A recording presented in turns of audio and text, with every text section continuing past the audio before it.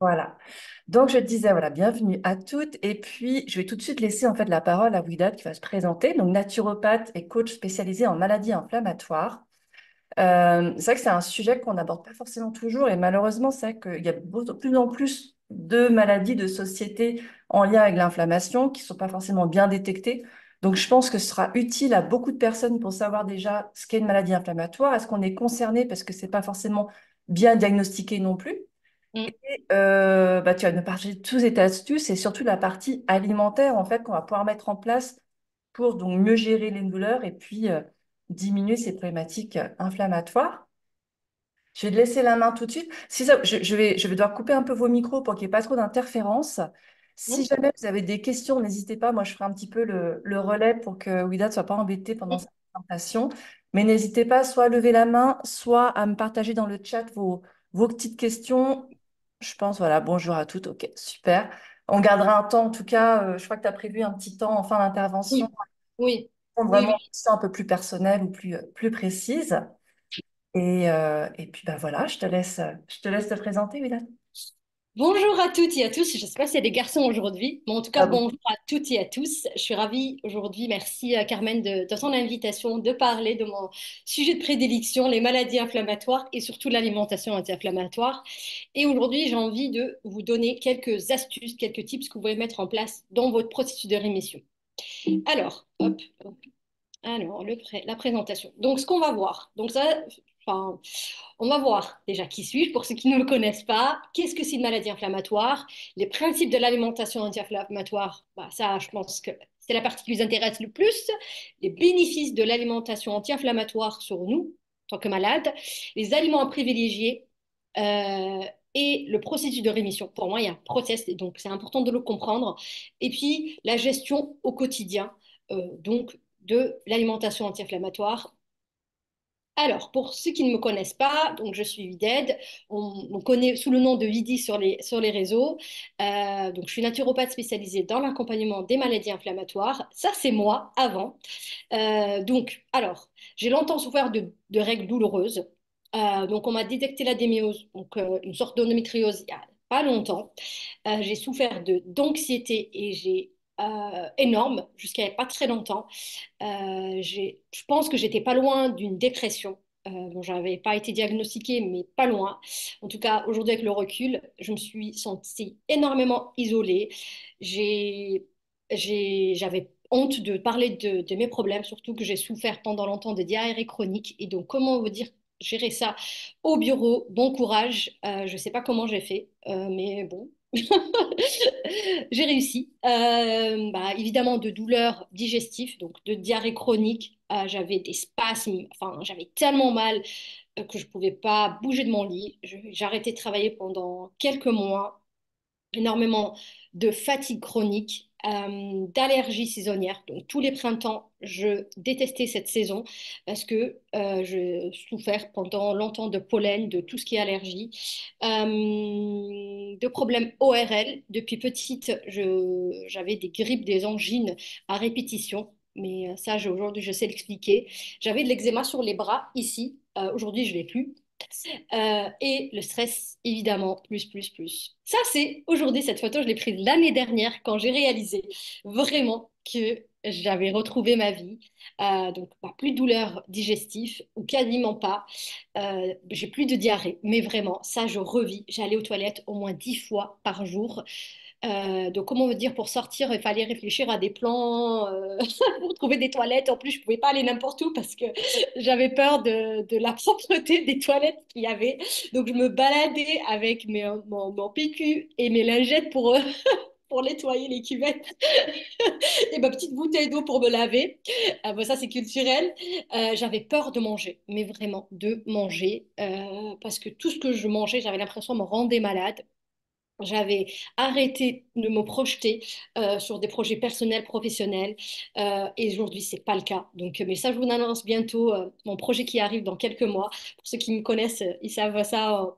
Donc voilà, dans 3 mois, vous saurez mon futur projet en dehors de l'accompagnement que je fais. Aujourd'hui, je sais gérer mon stress, vraiment. Enfin, j'ai retrouvé mon énergie pour ceux connaissent savent que je suis très dynamique, j'aime bouger, j'aime ça, j'aime quand ça bouge. Et franchement, je me sentais hyper frustrée à l'époque de me sentir fatiguée, de ne pas pouvoir réaliser ce que j'avais envie de faire. Mais c'est Donc vraiment top évidemment, que tu partages ça, parce que c'est vrai que très souvent, tu vois, les symptômes que tu évoquais, c'est pas forcément considéré comme des maladies. Donc, il y a beaucoup de gens qui en souffrent, mais qui s'en occupent pas. On vit avec, entre guillemets, ouais. ça devient presque normal, on les oublie, Ah alors que oui. ça soulève vraiment une problématique et à traiter, quoi. Mm. Ouais. Donc oui, effectivement, j'ai longtemps souffert d'errance médicale. J'ai vu énormément de gastro bah, mes problèmes digestifs. Pareil pour les gynécologues, j'en ai vu plein. Et il m'a fallu, je pense, 10 ans pour avoir des diagnostics plus ou moins fiables. Et ça, c'est long. C'est long. Mais c'est pas le but de la conférence aujourd'hui. Mais je comprends cette errance médicale dans laquelle on vit. Et surtout que là, aujourd'hui, le système, c'est encore beaucoup plus dégradé par rapport à l'époque. Aujourd'hui, tu vas aux urgences, tu attends bah, quasiment 10 heures. Moi, à l'époque, ça va, j'étais bien prise en charge. Je sais pas, peut-être mon âge aidé, où j'avais la bonne étoile. Donc, je passais plus ou moins rapidement voir le médecin. J'ai vécu aussi une hospitalisation de plusieurs jours. Donc, c'est à ce moment-là que les médecins ont commencé à me considérer, en tout cas, et considérer mes symptômes qui étaient graves parce que, en fait, ça m'a handicapée dans ma vie courante. Donc, voilà, ça, c'est moi. Aujourd'hui, j'ai envie de vous partager une approche efficace pour soulager vos douleurs et à travers, évidemment, bon, je vous expliquerai après. Alors, une maladie inflammatoire. Donc, il fallait que je trouve une définition qui nous parle à tous et à toutes sur ce que c'est une maladie inflammatoire. Pour moi, c'est une condition que notre système immunitaire, en fait, va réagir d'une manière très excessive parce que, en fait, va se sentir comme agressé et donc ça manifeste par des rougeurs, par exemple quand on se brûle, par des rougeurs, de la chaleur, de l'enflure et de la douleur. Donc, il existe deux types d'inflammation. Donc, l'aiguë, donc celle qui dure pas longtemps et qui est très rapide, et la chronique. Aujourd'hui, on parlera de celle-ci. C'est pour ça qu'on est là. Et donc, qui va rester, enfin, qui persiste dans le temps et qui est beaucoup plus dur à traiter. Alors, les maladies inflammatoires peuvent affecter différentes parties du corps, donc les articulations. Donc, on a des maladies articulaires, du système digestif, de la peau, tous les organes en fait peuvent être touchés. Donc là, je vous cite quelques maladies, peut-être vous connaissez et que vous êtes peut-être porteur. Les causes. Donc, pourquoi le fait de mettre en évidence les causes, pour moi, parce que ça va permettre de venir travailler sur ces causes-là. En tout cas, moi, ce que je fais dans mon accompagnement, de venir comprendre qu'est-ce qui fait que ça va pas et qu'est-ce qui fait que ça enclenche. Alors, il y a les problèmes génétiques. Aujourd'hui, on ne parlera pas de ça. Donc ça, c'est bah, nos parents nous ont donné leur gènes et des fois, bah, malheureusement, ça déclenche des maladies. Il y a tout ce qui est déclencheurs environnementaux. Ça, on peut le travailler en tant qu'individu. Donc la pollution de l'eau, du sol, de l'air, bah, qui sont liées à notre époque moderne. Il y a aussi les radiations, comme les rayons X, les rayons atomiques, électriques, électromagnétiques, donc, comme le Wi-Fi, etc. Tout ça a des effets nocifs sur notre santé. Il y a le facteur alimentaire. Et pour moi, ça, tout le monde devrait travailler sur celui-là parce qu'il est peut-être, moi en tout cas, j'ai l'impression que c'est plus facile que d'aller travailler sur ces jeunes. En tout cas, c'est ce que j'ai compris par rapport à mes soucis de santé. Et dans les gens Alors, que tu accompagnes, pardon, tu vois qu'il y a souvent un terrain qui est là et il y a un moment, ça s'enclenche parce qu'il y a eu ouais, un stress, un ouais, choc, quelque ouais. chose. C'est souvent ça. Ouais, c'est souvent ça. Et ça peut être aussi, ça en général, c'est le déclencheur, mais tu as déjà, par exemple, le facteur génétique ou tu as aussi une mauvaise hygiène de vie. C'est-à-dire que tu manges de la junk food pendant, bah, tu as mangé ça pendant des années, tu as un stress chronique que tu t'es même pas rendu compte. Et tout ça vient en fait accentuer le développement des maladies. Aujourd'hui, j'accompagne des personnes qui sont très jeunes, la vingtaine. Donc, j'ai eu plusieurs clientes qui ont 22, 23 ans. Enfin, franchement, moi, ça me fait tellement mal au cœur quand je vois des jeunes avec des maladies graves comme Crohn et autres. Donc, ouais, ça me fait peur, vraiment.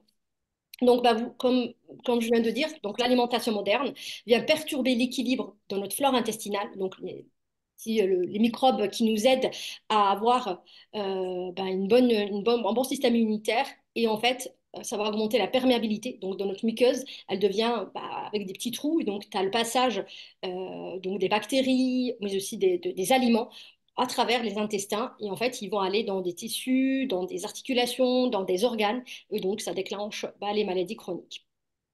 Il y a l'hygiène de vie, donc ce qu'on avait dit tout à l'heure là, par rapport au stress, à la sédentarité et la dégradation de la qualité du sommeil. Donc ça, je pense qu'on est tous conscients de ces trois problèmes sur lesquels vous pouvez tous travailler dessus pour améliorer en tout cas votre hygiène de vie. Et pour les personnes qui n'ont pas encore déclenché ces maladies, je pense qu'il faudrait vraiment qu'elles soient conscientes de ça. Il y a aussi les perturbateurs endocriniens qui sont présents malheureusement dans plein de produits sur lesquels on peut travailler dessus, mais ça reste plus ou moins difficile. Il y a l'alcool et le tabac. Bah voilà, ça a été mis en évidence, ça. Donc ça, c'est des études scientifiques. Je ne peux pas enfin, ne pas négliger ce point-là. Donc ben oui, si tu veux réduire ton inflammation, il faut que tu supprimes l'alcool et le tabac.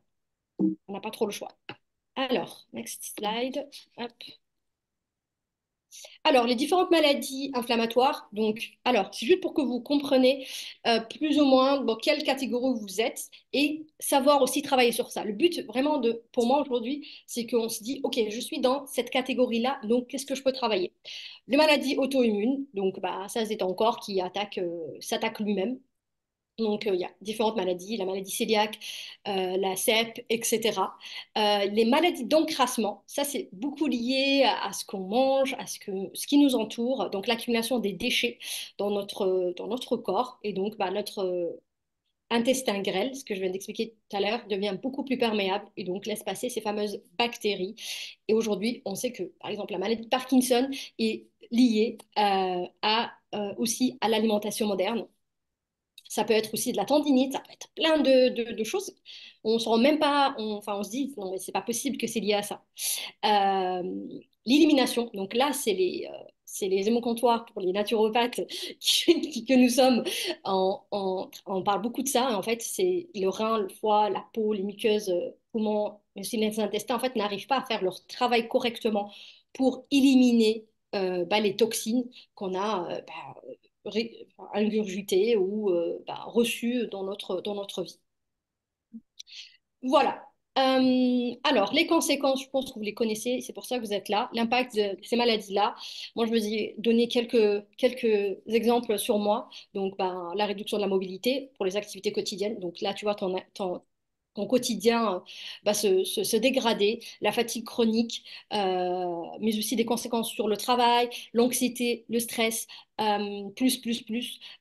l'isolement, la dépression, vraiment, ce qui était mon cas, l'incompréhension de ton entourage, parce qu'on des fois, c'est des maladies qui sont pas visibles et que c'est très mal. Enfin, en fait, les autres ne comprennent pas la douleur qu'on a parce qu'ils la voient pas. Parce que pour eux, on est des gens normaux, à part le fait d'être allé aux toilettes plusieurs fois ou d'être vraiment alité à ce moment-là. Peut-être on va essayer de nous comprendre. Euh, alors, donc pour moi, une des pistes sur lesquelles on doit travailler, et aujourd'hui on va faire un focus sur ça, adopter une alimentation anti-inflammatoire au quotidien, pour moi, a été la solution. Et ça a été aussi le cas de mes clients qui ont suivi la méthode. Donc, avec ma méthode, donc, qui s'appelle... Vous m'entendez? La Euh, méthode... Encore, j'ai juste coupé. Je pense qu'il y a. On te voit plus par contre. Alors attends. Je n'ai pas changé quoi que ce soit. Ouais, mais peut-être je vais regarder si peut-être un téléphone qui. Alors, C'est bon, on OK. te voit. Dans l'accompagnement, en tout cas, dans l'approche que j'ai pour aider les gens à retrouver une vie normale, trouver une vie sereine, avec joie, et vraiment de vivre leur vie à fond, comme tout le monde, on va dire, c'est de travailler sur plein de facteurs qu'on a vus plus tôt, mais le plus important, je le redis encore une fois, c'est l'alimentation. Parce que l'alimentation moderne, malheureusement, a eu des conséquences très graves sur la dégradation dans notre organisme, dans notre corps et notre planète aujourd'hui. Donc, comment adopter l'alimentation anti-inflammatoire? Alors, il fallait que je trouve une définition facile. Si tu dois te rappeler aujourd'hui d'un mot, l'alimentation anti-inflammatoire, pour moi, c'est une alimentation brute. C'est-à-dire qu'on va privilégier des aliments de qualité plutôt que de manger en quantité. Cette méthode est appelée aussi le régime ancestral ou le régime de signaler, parce qu'en fait, on va manger, on va s'inspirer en fait de nos ancêtres chasseurs-cueilleurs. Et c'est juste de se remettre dans le contexte à l'époque, ils n'avaient pas le feu. Ils allaient chasser, pêcher et récupérer ce qu'ils trouvaient euh, dans leur entourage, enfin, et manger simplement ça. Et, et je sais qu'aujourd'hui, manger cru, c'est très dur, mais je vous expliquerai après comment on peut trouver des alternatives. Euh, et pour moi, c'est la définition que vous devez retenir. Alimentation anti-inflammatoire est une alimentation brute. Donc le moins transformé, le plus simple possible, en Voilà, fait, plus voilà, basique. voilà. Tu oublies tout ce qui est transformé.